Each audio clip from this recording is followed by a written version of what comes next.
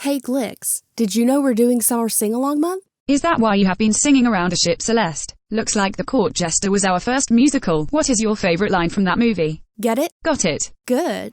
Okay, what is happening here? Where are we? Glicks, give us a situation report. Currently, we are on the planet Geekery. Be warned, our impossibility drive may cause distortions as we traverse this land. Impending impossibility engaging in 3, Oh, gosh. 2, 1.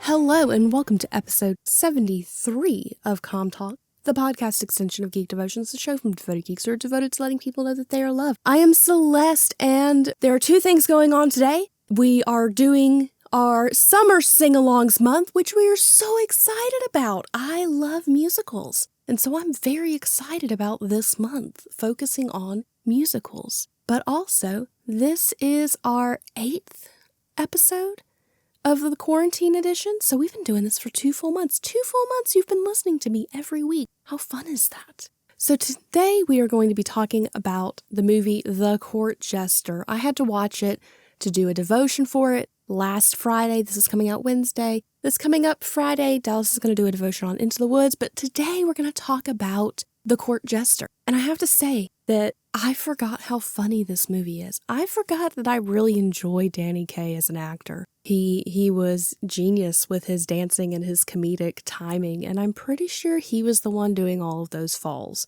Like, they just wouldn't have been able to get a stuntman in there and it still look natural. But at the same time, you're watching him, and I, as someone who used to dance and used to be very into drama, am going, he's doing that on purpose. Like, he's doing it in a way that's not hurting himself. So it was just a lot of fun. For those of you who don't know, we're going to pull up the IMDb synopsis of the movie, because this being an older movie, not as many people may have seen this, and so we're going to give you the gist of it. The Court Jester from 1955. A hapless carnival performer masquerades as a court jester as part of a plot against an evil ruler who has overthrown the rightful king. So this is kind of like musical Robin Hood. Not Men in Tights, but musical Robin Hood. We should do Men in Tights for Musicals Month. Oh, that would be great. I need to convince Dallas to do that. Anyway, so it's an entertaining story. It's one you all know. There's a king. He's taken over the throne. In this case, the king has killed everybody. He missed a baby who has the royal birthmark on his, as the movie says, his royal posterior. He's got it on his butt. And so the whole movie is about him trying to help out the rebellion run by the Black Fox. The Black Fox is trying to put the rightful bloodline back on the throne because they don't like this guy. It has a very young Angela Lansbury in it, like so young. You're sitting here going, how is this person Mrs. Potts?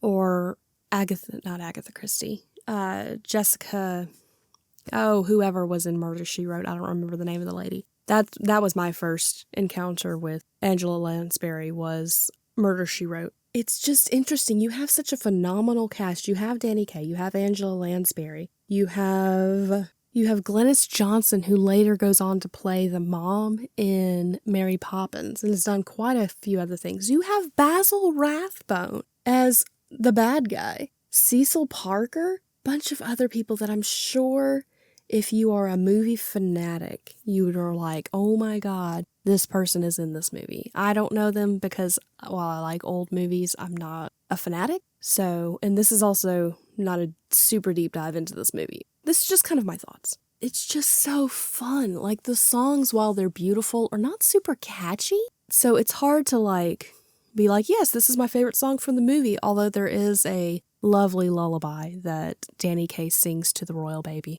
But it's just so funny. It has so many quotable lines, like the "Get It, Got It Good" that was repeated multiple times. You have where they're snapping constantly, and it's changing Danny Kaye back from the bravado, brave, knightly figure to himself, which is, oh God, I'm running, I'm hiding. Like, there's this one scene where he's been put under a spell by a witch, and to get him out of it, you have to snap. And so in conversation, he is hiding behind a curtain from the king in the princess's quarters. And he's about to step out and fight for her and be the gallant hero that the spell makes him be, and one of them snaps. And he goes back to Danny Kaye, and his whole demeanor changes. His whole body language changes. He goes from this chest high, chin up, brave person who's about to tell this king what for, because he's in love, by gosh. Then he just like slumps over and slinks and like is the bumbling idiot that he spends most of the time being. And it's just genius. There's one line in it that I can never remember how to say. So I'm going to pull it up on the IMDb and read it for you, because this whole thing just tells you kind of the gist of the whole movie. And it's, I've got it. The pallet with the poisons, the vessel with the pestle, and the chalice from the palace has the brew that is true, right? And the witch goes, right, but there's been a change. They broke the chalice from the palace. They broke the chalice from the palace and replaced it with a flagon. A flagon with a figure of a dragon. Flagon with a dragon, right. But did you put the pellet with the poison in the vessel with the pestle? No, the pellet and the poison. Ooh, goodness. No, the pellets with the poison and the flagon with the dragon. The vessel with the pestle holds the brew that is true. The pellets with the poison and the flagon with the dragon. The vessel with the pestle is the brew that is true. Just remember that. Like, who could remember that? I had to read it because I can't remember how it's such a tongue twister. Just can't make it. And then there's a scene where the mom from Mary Poppins and Danny Kaye are she's dressed up as like this fair maiden, and which she is a fair maiden, but anyway, he's dressed up as an old man. They're trying to transport the royal baby to an abbey where he'll be safe, and they get stopped by the royal guard. And so the story is that the old man is partially deaf, can't hear, and that the young woman is mute. And so the guard is yelling at Danny Kaye, and he goes, ask the girl if she's seen this. And so he puts her hands on his lips and he goes, have you seen, and repeats what the guy says. And she's doing all this furious, like, fast movement, signing. And Danny Kaye looks at the guard and goes, she says no. And the guard was like, that was a lot of motion for no. And Danny Kaye goes, she stutters. Like, it's just so funny. So this is going to be a super short podcast because it's just, I recommend this. I enjoy it. I recommend it. I think it's awesome. I think everyone should watch it at least once because it's one of those classics. So yeah, super, super short podcast.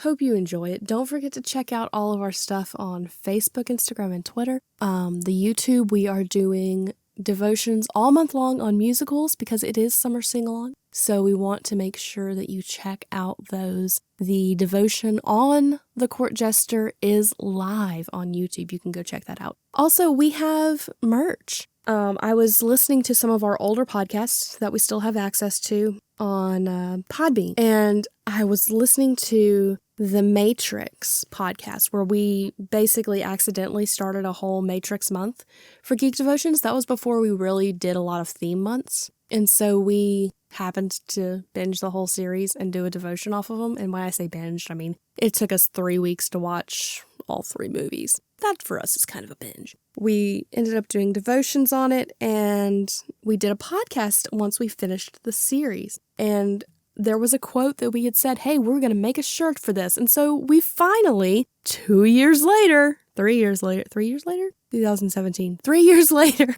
have made the shirt. So go to our website and click on store and go look. We also have just a regular Com Talk. So even if you don't watch our YouTube show, you don't do any of our other social media, you have no clue what we do except for these podcasts. You can go and support the podcast by getting a shirt that says Com Talk, or the one that has tacos on it, because I think the line was, let me look it up so I don't say this wrong.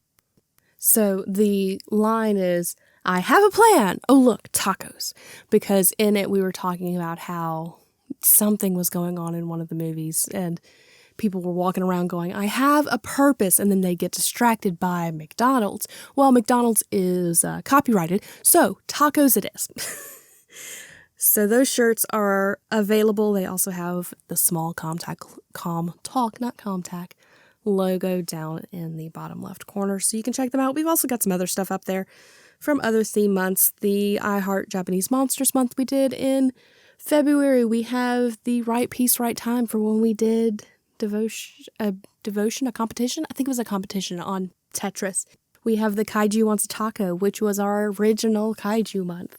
And then we just have some that are fun. So go check it out. Go check out our store. We really don't promote it a lot because we don't use that a lot to make money. We use it to make stuff we want. So, but if you would be interested in supporting the show or in just, having some merch from our podcast and our YouTube show, go ahead and check it out. It's at geekdevotions.com. Okay, well, that is it. Thank you so much for taking the time to listen to Com Talk today. If you have loved this episode, head on over to Apple Podcasts or Google Podcasts to subscribe, rate, and leave a review. It is very much appreciated. So until next time, stay devoted, peace and love.